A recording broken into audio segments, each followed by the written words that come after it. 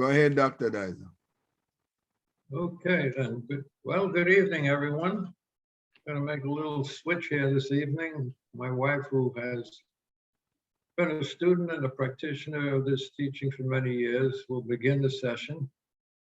And then I'll pick it up after she's completed. I have no exact idea what she's going to do, but I'm sure you'll be very pleased to go and have her. So I'm going to get out of this chair and turn it over to her. Maybe you can get in and wind yourself. Okay.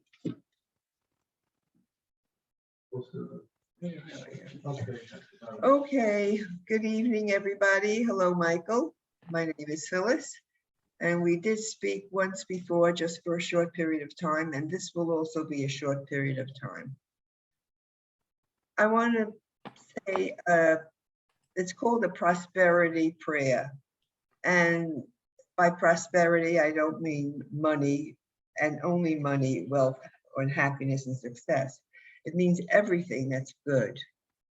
And it goes, I believe that God is the source of all supply and that money is God in action. I believe my good is flowing to me so richly and so fully that I have an abundance of money to spare and to share today and always. I believe that true prosperity includes perfect health, perfect wealth, and perfect happiness. This word which I speak in faith believing now activates a law of universal good, and I accept the results. I bless all the good that is with me now. I bless the increase, and I bless all others, knowing that now we prosper together in every way. I give thanks for this good, and so it is, and so I let it be. This prayer or treatment was written by one of our teachers who is highly educated and knows how to get his message across. If we talk about the law of correspondence, the first thing I have to say is that it's very similar to the law of attraction. The law of correspondence dictates that we must have a mental equivalent. A mental equivalent is an image or a picture or a thought, something that we can see and think of and almost taste in our minds. Because if we pray, we have to pray from goodness. The great mind in the universe, we call it God or the mind, is like a mirror. Whatever the attributes are that we desire, we have to embody them and have the mental equivalent of it. We have to know it, see it, think it, feel it, enjoy it, even before it demonstrates. When we look into this mirror, which is God or mind, it reflects all that it sees back at us, just like a mirror does. So it's basically very simple. The law of correspondence is the law of correspondence. It only corresponds to whatever it sees. You can't look in the mirror and see somebody else's face. You see only your own face. And as a result, if we think good thoughts and we have all the attributes of God, peace, power, joy, beauty, light, wisdom, and love, that's what's reflected back at us from the great mirror. And this is brought into our lives and we have a demonstration. And I have no other way to sum it up unless you have any questions and thoughts on the subject. Otherwise, Erwin will take over. Does somebody want to speak? No, that was good. You know, we're trying to understand Okay, the law of attraction and the law of correspondence, right? Yeah. So it's as I said, the basis of it is that we have to have the mental equivalence. We have to have it in us in order to picture it outward, and then it returns to us like the great mirror. If you look into the mirror, you'll only get back your face, nobody else's. And it's the same way with mind and with thought. It's the equivalent. Any questions? Anything, Dale? Is that related in any way to as a man thinketh, so is he? That's right. That's right. As within, so without. As a man thinketh, so it is. Because he thinks it, it manifests, it demonstrates if he focuses on it. What was that? Yeah. I can't talk as much as Edwin unless you ask me questions. No, we understand. We understand what you're saying. You know, we're trying to digest it. You know, Yes, it takes a long time. yes, we are all beginners. You know, so Yeah. By as reading and by thinking and by associating with like-minded people, right. eventually will come about. But the prayer work is really called affirmative prayer. It's affirmative prayer because it states that we already have this. If we don't have it in our mental equivalence, in our mind, then mind says to us, or God says to us, what is it that you want? Do you want just what's in your mind? And if it is, then put it out there. It's like giving an order and getting your items, getting your merchandise. And how does this relate to what we call the natural laws of the universe? Well, this is one of the natural or spiritual laws of the universe. There's the law of attraction, the law of correspondence, the law of cause and effect, which is very, very important, and numerous other laws that I just can't think of them right now. But that's the way it works. It works all mental equivalent is the basis of everything. Your mindset, your belief system, your expectations, is what causes things to happen and to come into demonstration or to manifest themselves. Only by having that thought and by praying affirmatively, knowing that it's yours, just to claim it, will it happen.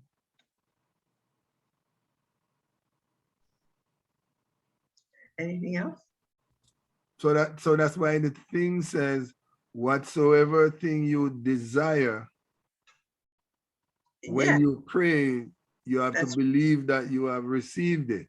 that's very important. Everything is Right. your belief system. It's all BS, belief system. Whatever it is that you have in your mind, all the attributes that you have is what's going to demonstrate and what will manifest. Hmm. So basically, if we are not in line with the universal laws or any of the universal laws, we are actually resisting our own. We are, because the whole thing is what you think about, you bring about.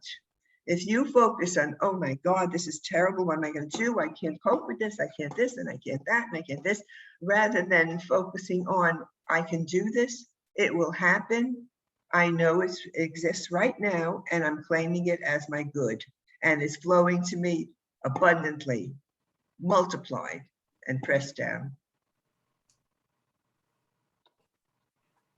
So okay now. So let all right. So I am starting to get this thing, and it's starting to make a whole lot of sense. Yeah. In the church world, they talk about claim it to receive it. Yeah. But it's more than just claiming it, because now what you are saying is we have to think about it. That's it has right. to be in your thought. It has to be in your mind. You have to have the mental equivalent of it. The mental equivalent. Okay. So you have to see the picture. What you That's want, right. you have to picture it. Visualization. Right, Or right. you can, or other people use like a what do you call it, like a whiteboard or a clipboard, and you put your pictures up on you know, on there, or you know Like what, the treasure thing. right? Yeah. So you're looking at the end result. You always have to look at the end result. You don't have to wonder how it's going to happen, when it's going to happen, if it's going to happen. You have to know it is going to happen. And that's what you have to think about and focus on constantly. You can't say, oh, gee, what if it doesn't work? You have to know that it's going to happen. And you have to talk to yourself. You have to convince your mind by prayer or any other way, meditation, or by just thinking it. You have to convince your mind that it's a reality and that it's yours. But this is a biblical principle, right? Because Very. it says in Philippians that whatever is pure, whatever is, it says to think on these things. And then That's based right. on our thinking on these, You have to think on the good things. If you think all day long on, oh, the world is such a mess, what's going to happen? We're all going to this and we're all going to that, and nothing's going to work out.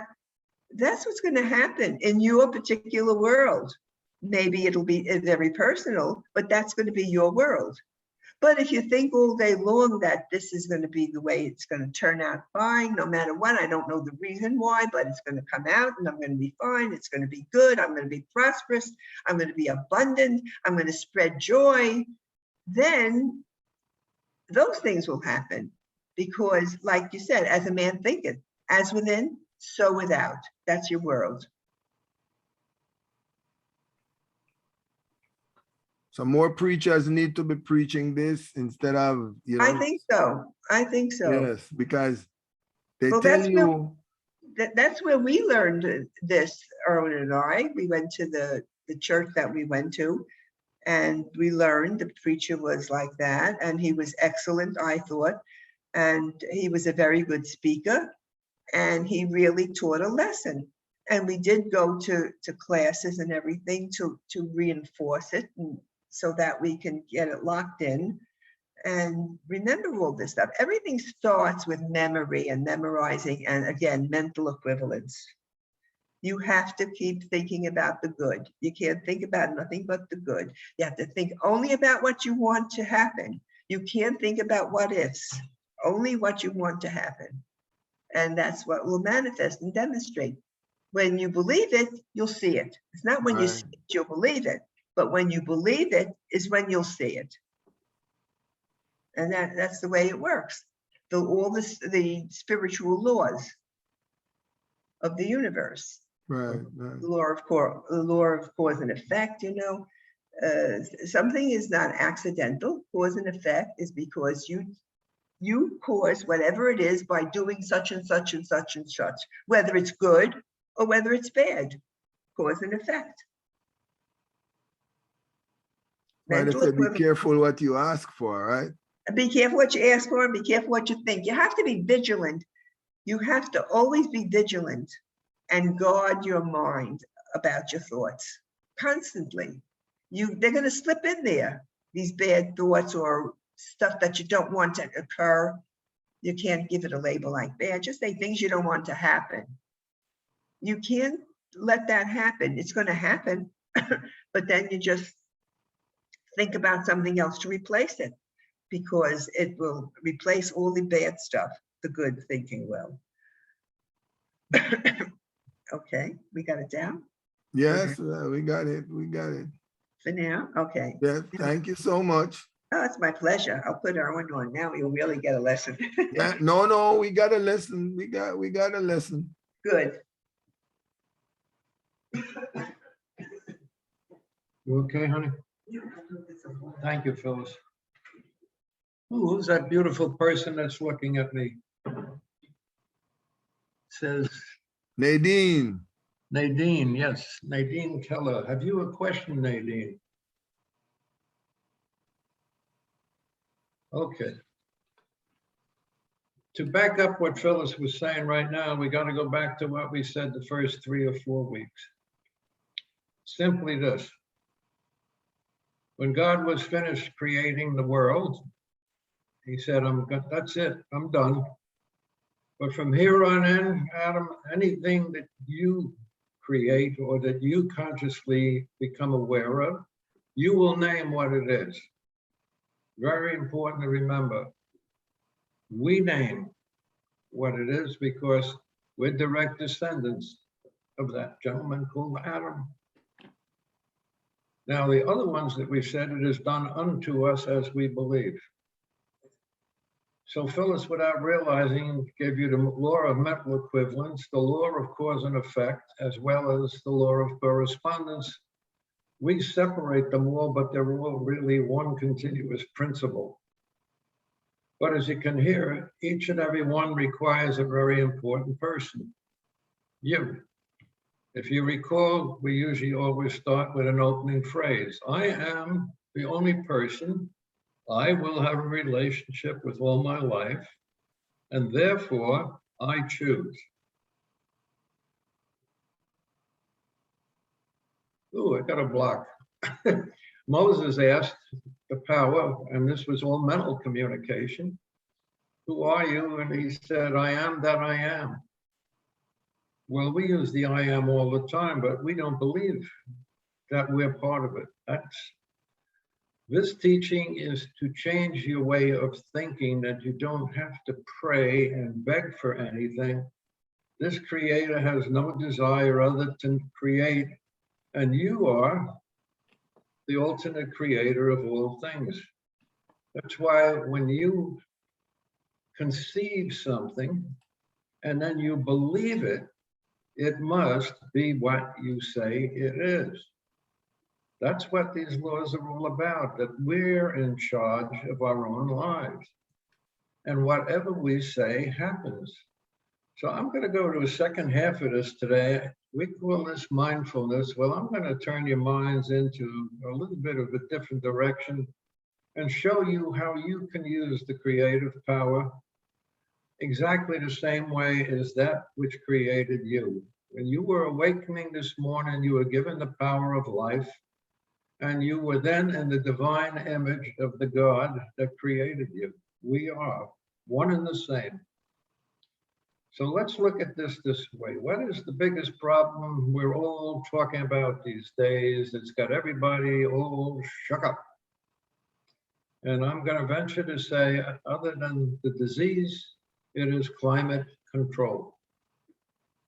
And we're running about with our chickens without our heads going, everybody yelling in every different direction. And this is what we have to do. And this is what we should have done. And this is what that's why chaos exists. Everybody is screaming out something else, and nobody is considering what they're actually doing. If we are the creators, and energy is in everything, every word we speak from our mouth is energy. Everything we say, every thought that we have is an energy. And energy cannot be destroyed, but it can be changed. It can be moved around. So we say, change your thinking, change your life. Why? I'm a creator. I created what I have, therefore I can change what I have. But I need a tool to help me do it. And that's the infinite mind that we're all part of. We're all one and the same. We're looking everywhere outside of ourselves, like we always do, to figure out what can we do to change this climate situation. But nobody is looking to the place where they could do something about it, which is inside of ourselves. Can you imagine, with all this chaos and mental thinking that is going on right now on this planet, with everybody focusing on the differences and instead of focusing on we're one and the same. Nobody realizing as they're doing all of this, that they're altering and changing energy. And that there are billions of us doing this at the same time. And we are the single largest force of energy on this entire planet. The externals definitely contribute, but it's very simple. If we would have listened years ago and focused our minds on what we could do and really believed we could do it, we wouldn't be in this situation now. The only place this can change is in your mind and in my mind. And how do we go about doing it? Change our thinking, change our life. I was holding out a couple of things, but Phyllis covered that too, so I'll repeat them. We were taught the attributes of God are peace, power, love, joy, beauty, light, and wisdom. One more time. Peace, power, love, joy, beauty, light, and wisdom.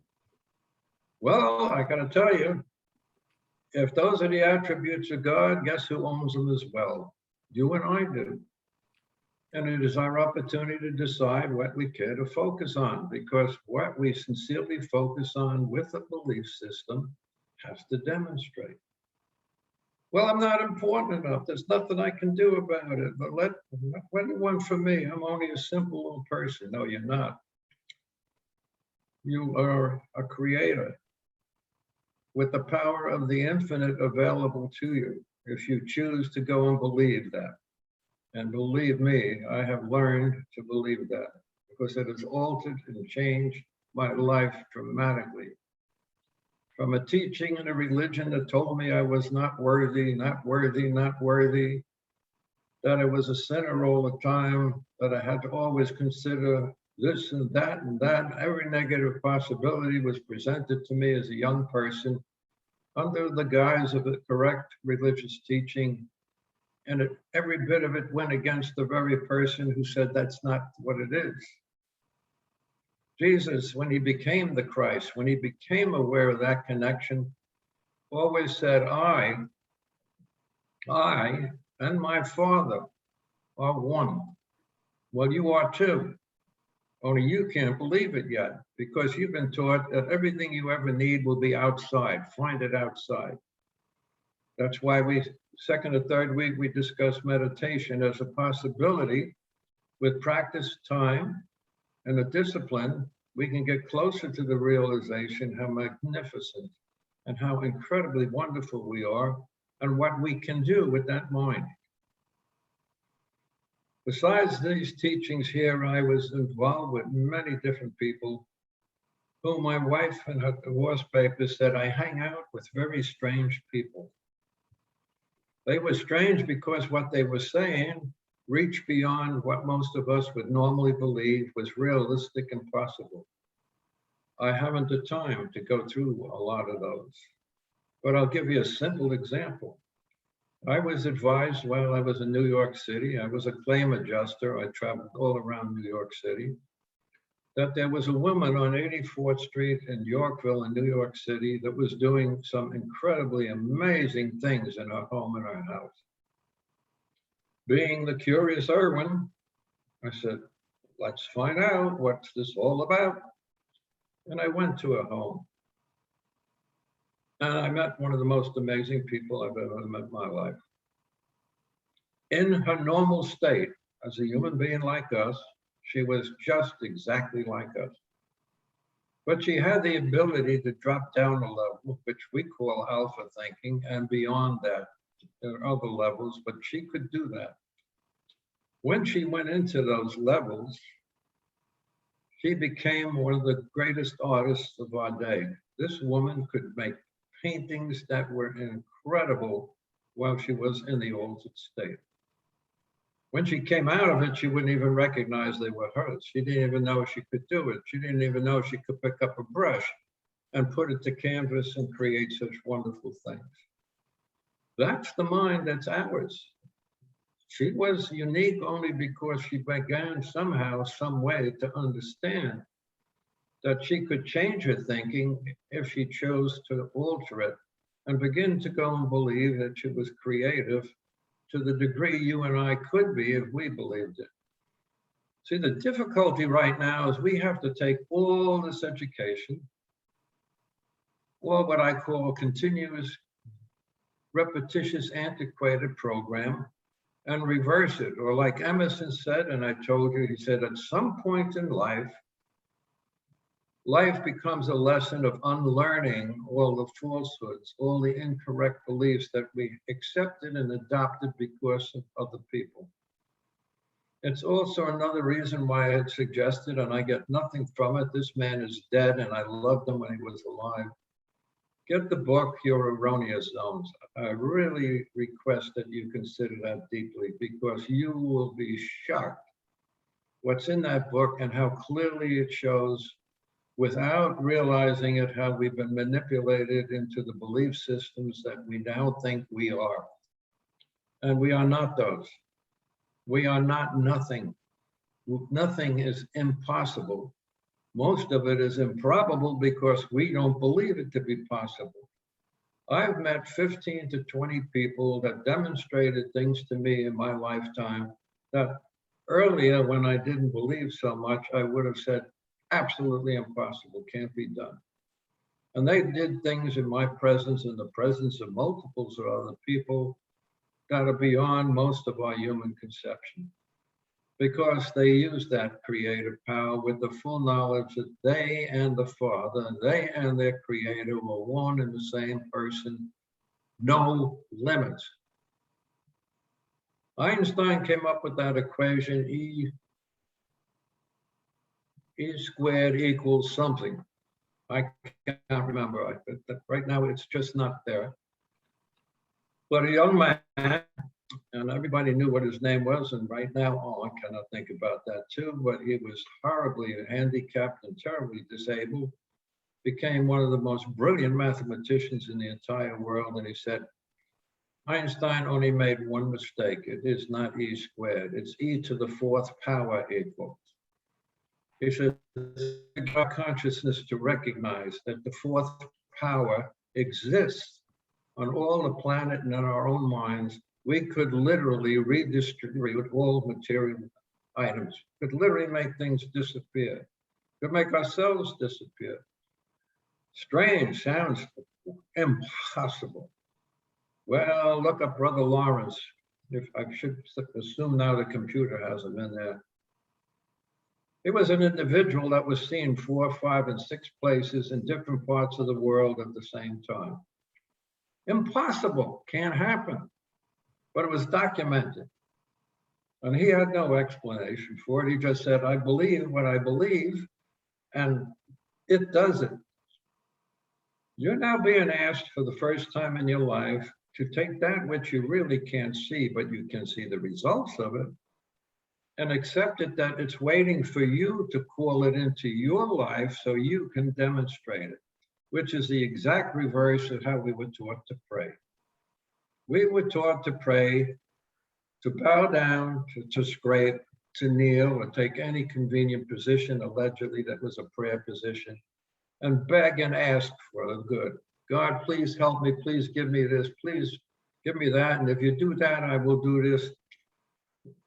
We put our beggar's cup out into the creative force, and we got the result of what we begged for. When you're begging for something, you're saying, I haven't got it. This says you have it. I'm not asking you to beg for it. I'm asking you to open your heart and your minds to realize I'm waiting to create it, but I need you to do it. Does that change your perception of how significant and how important you are? Now let's go back to the original story here.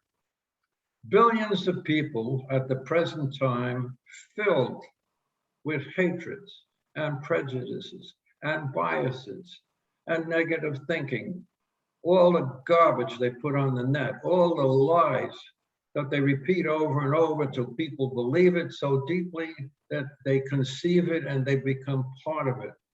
Just imagine all that negative energy, the most powerful sources of energy on the planet Earth, human beings, taking in all that negativity, literally changing the entire atmosphere of the universe and of this planet, and don't realize it, that they are contributing more to climate control and the damage of it than the climate itself. We are the ultimate source of climate control and every other grief that presents itself to us, because we simply have never got it beyond ourselves, that the answers are not outside of ourselves, they're inside, waiting for us to bring them out. I don't know whose phone that is. Okay.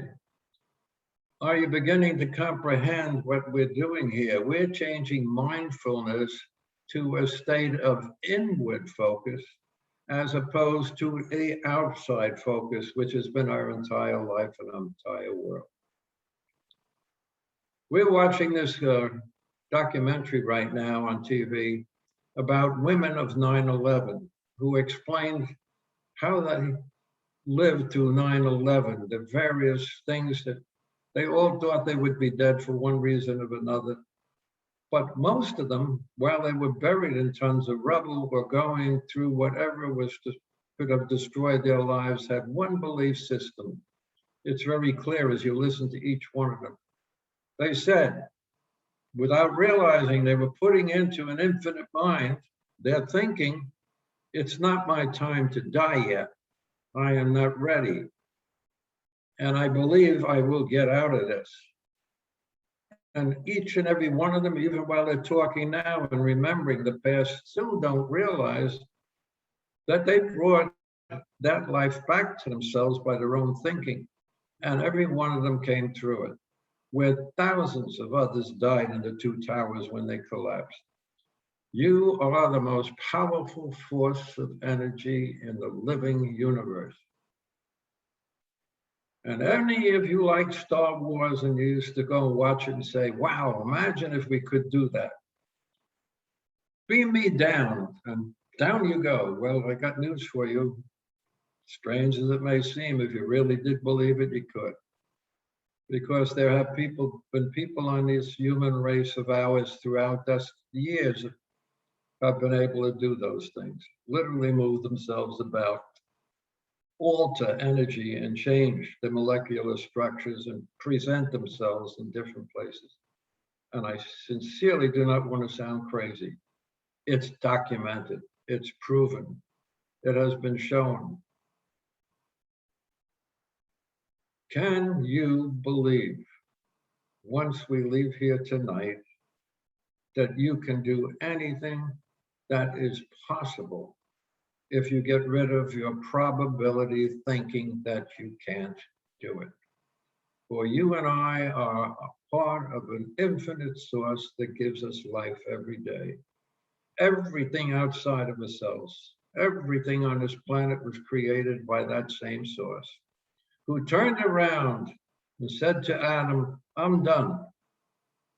My work is done. Now it becomes your work. Whatever you create, whatever you call it, that will be its name. We create every day and we don't realize what we're doing. Here's how you can change it. Have you ever gossiped about anyone without knowing that the gossip was true or false and damaged their reputation? Congratulations. You contributed to the negative possibilities, and possibly because you are creative without realizing it, you destroyed a life. At the present time, the highest source rate in our country is among teenage children. Why? Because of the internet. People, their enemies, or people who don't like them, or people who envy them, or people who think they're different, put things on the internet that are totally destructive, and they spread out like poison. And these poor youngsters are not ready yet to understand that they can change it by themselves because they haven't been taught it. So their answer is, I can't live like this, and they commit suicide. So if you spread one unkind word today about anything, anyone, or anybody, you're contributing to that. That's one step, just simply that. If you get angry, regularly get really angry, which charges up the energy of the human body, and you send that out, congratulations. You are contributing to the destruction of the planet and thousands of other people, one person at a time. That's why I asked you way back in the beginning, when you go to bed at night, look over your day and consider the following. Look for three things, at least three things that you can be thankful for that were received in your life today. One of them I can tell you, you can't miss. I woke up breathing. Well, thank you. Thank you for that. Because if the creator, for whatever reason, decided this was not necessary today, you would be among the dead that die every single day. Thousands die every day. You're here because whatever that is still believes that you have purpose, and the main purpose is to discover that you are one with all there is. Every time you use the word I, or I am, or I'm, whatever you connected to will become your reality and your demonstration, not what was in front of it, what's behind it. That's why I said, watch your language. Don't say something like you know it's true and then go, but. You know what a but is? A but is an immediate negation of everything you said in front of it. And that's the strongest belief. That's what you really believe. But I can't. And the rules are simple. It has to reflect back to you what you believe, most sincerely believe. What do you believe? You believe what's behind the but. And that's going to be your demonstration, and you don't realize it. See, we've gone through all of our life using these laws, but not understanding them, and actively, most occasionally, or not just occasionally, but most times using them for very negative reinforcement, because that's what we were taught. If you're constantly focusing on the things that are bad, congratulations. The mirror says you have it. You are it. I give it to you. I will. For this creative power creates, but it can't sort out what's good or what's bad because it doesn't know what good or bad is. It just knows, okay, I hear you. It's yours. And it is. Because I am the only person I will have a relationship with all my life, and therefore I choose. I choose, I select what will come forward to me from that incredible power that gave me life today. Can you believe it? Conceive, where did the thought come from? Where does original thinking come from? When you get these ideas, where do they come from? Other people's ideas or original thinking? Is this your idea? Every day, hundreds and hundreds of people file copyrights with the government for original ideas they had, and lo and behold, they get the copyright, and it's demonstrated because it was your thought.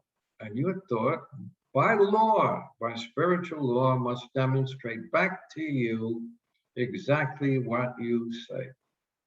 Now, do you think today you're just a little bit more important than you were before we started this conversation today?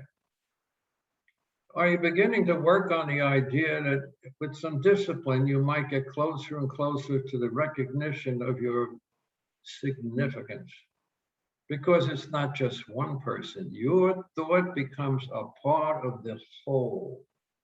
You take 3 billion people and you see the results, and that is more effective against climate change than anything we can do with what they're suggesting, because they always look to the outside to solve the problems when you and I, one at a time, collectively are the source of all of it. Remember, you got a choice. When you awaken in the morning, you can determine what it is you wish to accomplish, what you care to think about, and then to go forward on that day and process it. How about starting the day with thank you for being alive? How about looking in the mirror and hugging yourself and loving what looks back at you? You know why? Because they said the eyes are the mirror of the soul. So what you see through those beautiful pearly whites is what you see. And if you don't see the beauty and the magnificence of what you are in whatever physical condition you happen to appear, you're looking again at the external. The internal says you are perfection, you are a creator, you are capable. What must you do to start the process and reverse everything you've ever been taught about yourself? I have no answer for you. Why not, Edwin? You're so brilliant. Humbug. Not brilliant. I've been exposed to this for 30, 40 years. I was lucky. When I was 40, I started doing what Emerson said. I started reviewing what had been taught to me and realized how much is fiction and wrong and incorrect. I was not unworthy. I was worthy, worthy, worthy, worthy, worthy.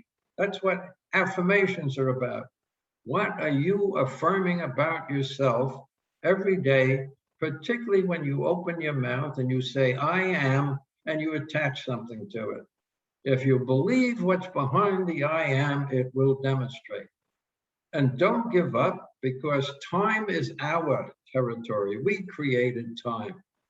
Universal knows no time. Once you put it out there, it's going to happen. Anyway, well, it's 3 weeks, it's 4 weeks. I'm not seeing a result because it's not working that way. It still has to work with you. And if you're saying, I'm not seeing it, there you go. I'm not seeing it, you don't see it. Well, we don't have any patience for something that's universal and doesn't have time. We want to put time limits on it. You do. You put time limit on it, it doesn't come. What's your thought? It doesn't work, and then it doesn't. Can you begin to appreciate how we've been misguided, misdirected about the whole process of life? We were designed to be creators. We were designed to create and then name it and call it that, and that's what it must become. Biblically, everything is very, very correct, but it is misinterpreted so many wrong ways. Can you begin today to start the process of recognizing your spiritual magnificence? The sooner you get to it, the closer you get to the source, the quicker these things will demonstrate, and you will become a positive influence on yourself, on everyone that's around you, and on the universe in particular, one person at a time. What is waiting for us. After the Great Flood, the comment was, I will never again send you anything that will destroy the planet. The next time it is destroyed, it will be as a result of your thinking. How do you feel about what we're all thinking right now? I dislike this one. I don't trust that one. I'm not going to take the shots because I don't believe. And then they lay in the hospital and beg, saying, I wish I had taken the shots just before they died. Now it's young children, because the young children can't get the shots yet. But what they're getting is the comment of their parents and all those around you. We don't trust the shots. We're not taking them. You don't take them. And there are children that are dying every single day that could have had life because of the insane belief systems of human beings. Please do something for yourselves and for me, because we're all one. You do it and you get it clearly, and you start using it the proper way, and you start discovering you can create, and you do that with your mouth more than any one single thing. What comes out of your mouth can be to the good of our planet or to the detriment of everyone on the planet. Start thinking what you're saying, because I assure you what comes out of your mouth is energy, and it will determine the energy of everything, everyone, and everybody for one reason and one reason only. We're all one. In the spiritual world, we are all one person. So tonight you learned, without realizing it, 3 of the spiritual laws: the law of mental equivalence, the law of correspondence, and we repeated and went back over the law of attraction. They're all minimally different because of the direction of the consciousness, but they're all the same thing. Why? Because they're all one with the consciousness of infinite. All of them present infinite to you as a possibility, and say to yourself, can you believe it? There are 7 or 8 others. We'll get into them one at a time over the next couple of weeks. You've always used them. In fact, I remember when I first was starting to learn this, because I went to school for it for 4 years to become a minister, which I never was going to become anyway. I just did it because I liked what I was learning. Subsequently, I learned so much, I decided, well, let's use it to the good. Let's become a minister in this denomination. But realistically, we can all do that. We can minister to the good of the world individually by changing our thinking. Peace, power, not power of getting everything, not the power of being the power. No, the power that you understand you are, that helps you become a creator. That power. Peace, power, love. Jesus, when he became the Christ, his main message was to all his people. And remember, this was a Jewish young child. He was talking to his people. All his disciples were Jewish. And he was telling them the world they had lived in for 2,000 years, conquering and killing men, women, and children in the name of God, was all wrong. He was trying to do what I do now, and maybe you do, change human consciousness to one of love. It's all about love. That's why the planet exists, the love of the Creator for this planet and all his or her people on it. Joy. Row, row, row your boat gently down the stream. Merrily, merrily, merrily. Life is but a dream. Merrily, merrily, merrily, merrily. Joy is supposed to be filled with happiness. Yay! Why isn't it? Because we don't allow it. We don't ask for it. Light and wisdom, the light of God within each and every one of us, recognized to its ultimate capacity. And wisdom, the wisdom of all things that exists, has always existed, and just waits for one of us as humans to discover it and believe in it and then create it, and it becomes a demonstration. Electricity was discovered, wonderful, but it's been there from the beginning of time. It's energy. But somebody had to understand that this energy could be harnessed with human mentalities. If we could figure out how to harness this, look what we can do. Last week, somebody asked me, well, if it's all about God, then why did this light bulb not work anymore? Well, because light bulbs are not the mind of God. My light bulbs was the mind of a human being. And from what they've written in his life, he stole the ideas from somebody else, but got it out there before they did. So who knows? But anything that exists right now, look around you. Every single day is as a result of some human saying this can be done and proceed to believe it and does it, but doesn't even recognize where it comes from. It comes from divinity, a divine source using that human being as an instrument to go and bring it into demonstration on a human form. Can you understand, or do you wish to understand, how powerful you and I are when we understand that the laws are laws? They cannot be changed. They've been here forever. But the only thing that can go and work with them is you, and an understanding, I and my Father are one. We are one with that creative power. Well, I shot my mouth off enough for tonight, and so I'm going to bless you by saying, over and out, and we'll accept any questions that anybody has. If I said too much and you're thinking too hard, then ask yourself the questions when you get home. What did I do today to make the world and myself a better place? What the 3 things, good Lord, just 3 things that I have to be grateful for. Start in the morning, I'm alive, wonderful. Look in the mirror, I'm an instrument of divinity. Put the keys in the door of your house, and as you lock it, say thank you for the mind and the prosperity that has allowed me to provide that. Phyllis gave you the prosperity prayer. God is the source of all supply. Everything after that is our human thinking that says, here's how we use it. But the main key is God is the source of all supply. Fellow gods, start using your creative power in the right direction. Peace, love, joy, beauty, light, wisdom. Row, row, row your boat. Spiritual law, mental law, physical law. You have the oars and how you direct the boat. And it says, don't fight the stream, gently down the stream. And because whoever wrote that song realized we're so steeped in negativity, said merrily, merrily, merrily, merrily.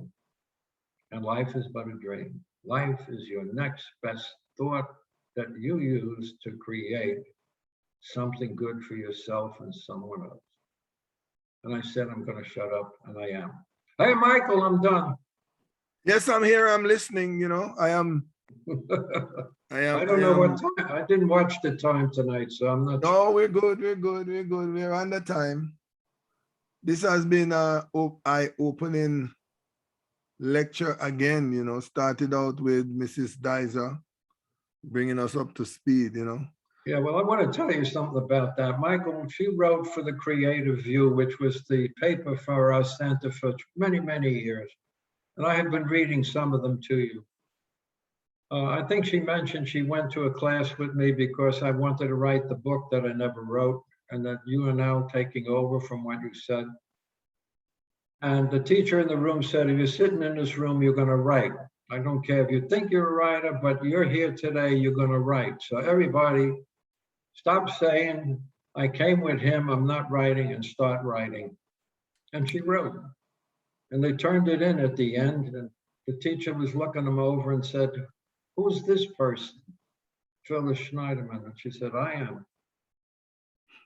She said, this is very impressive. I'd like your permission to go and put this article in Happy Times, which at that time was a newspaper totally dedicated to printing only good and positive things.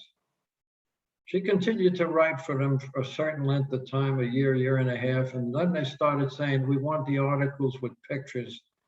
And she said, I know one thing for sure, I'm not a photographer, and she stopped writing for them. But all the way through here, she wrote for us. Well, I had one person that really mentally controlled a large part of my life, as they all do, and those people are called mothers. And I did everything I ever knew to do because I was told, please your mother, it'll be a good life. The joke is, take care of your wife, you'll have a great life. It's not a joke, it's reality. But I never actually ever thanked her for writing all of that because I took it for granted. But the one person I depended on, my mother, used to get those articles. And she called me up one day and she said, the only thing I read in the whole paper is Phyllis's articles because they're so good. You know why they're good? Because they're all originals. She used common everyday situations and wrote about them. And you'll be hearing a lot more about them. But I keep telling her all her life, she should be a writer, she's good. Doesn't believe it. But the other day I said, I never appreciated what you wrote all the time. I'm very sorry for it. She said, you never told me in all the years that you appreciated it. My own house. Never told the person closest to me and the dearest person in my whole life that I didn't appreciate it. What are you doing to the people that are close to you in your life? Good way to start changing the energy of the planet and climate change, folks. Start looking around and tell people that have assisted you and that you love them. If they do things, extraordinary things for you all the time, tell them thank you. My wife happens to be an incredible cook. She can do more stuff with herbs and spices that are beyond my imagination. She has taught me to eat foods I can't recognize that I don't like them because they're disguised and I eat them. And I'm convinced I am 40 years to the good because of her cooking and her supplement regimen. She's a genius with supplements. She studies them. She knows how they work, how they combine. See what this is? This is practical mindfulness directed into every aspect of life. The only time that exists in truth is this moment. Everything else is you bringing the past up or looking to the future. Neither of them exist until you recreate them. See, every facet of our lives is us creating. That's why I said, get rid of words, get rid of the good, get rid of the term bad. It's not good, it's not bad. It's a life experience that's trying to make you reach out and grow and look to where you should be looking. And accept it as an experience and then continue the experiment. We are religious scientists. That's what we used to call ourselves until we changed our names because everybody thought we were Scientology, which we are not. Which, by the way, we do not agree with at all. But that's a personal opinion.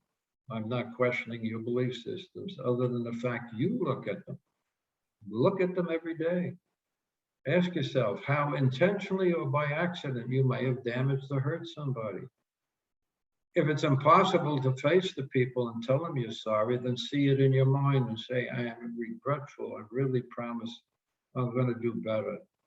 Not with guilt, just a promise to do it better. Every day, a new experiment. Wake up in the morning, new canvas, new brushes for the mind to go and paint that canvas and decide what's going to be on it. I love all you guys so much. Please, trust you've enjoyed every minute of it. And if not, then ask yourself why not, because there was some pretty damn good stuff in there tonight, which took me a lot of time to learn about. Blessings, my friends, particularly you, Michael, for making this available to me. I deeply appreciate it. And to your wonderful family. And in case you're wondering, Michael, when Mom became sick, we immediately started treating us to recognize she has the ability within her own body to overcome this, if it's to be that way.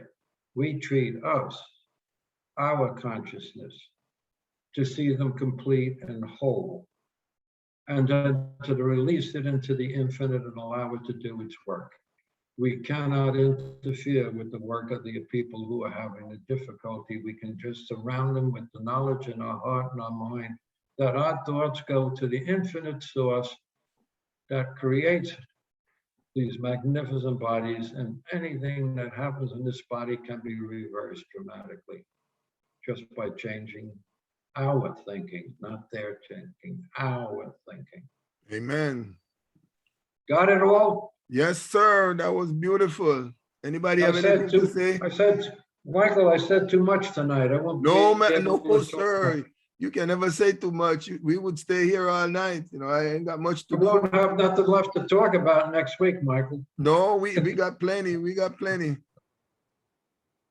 Anybody else have anything Well, if I to bomb say? out, if I bomb out and I blank out, Michael, play the tapes. Oh, yeah, I got those too. I got them on go. Dale, you got something to say? Michael, not trying to be funny, but please let Dr. Deisler know that it is impossible for him to say anything too much. And that is a Yes. little bit negative for him to say that he's saying too much. So we want to keep it positive. Just kidding, folks. But Yes. see, that's what we do. Yes, be careful with those words, Dr. Deisler. But we love you. My dear All right, people, so next my week, last statement is this: I'm in the best place in my life than I've ever been, because I truly understand what's coming out of my mouth because I live it. I truly try to live it. Every night I go over the day. I do all these things. Phenomenal.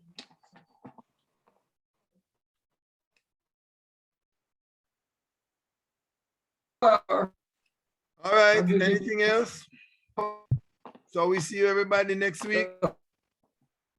All right, Michael, again for you and your whole family.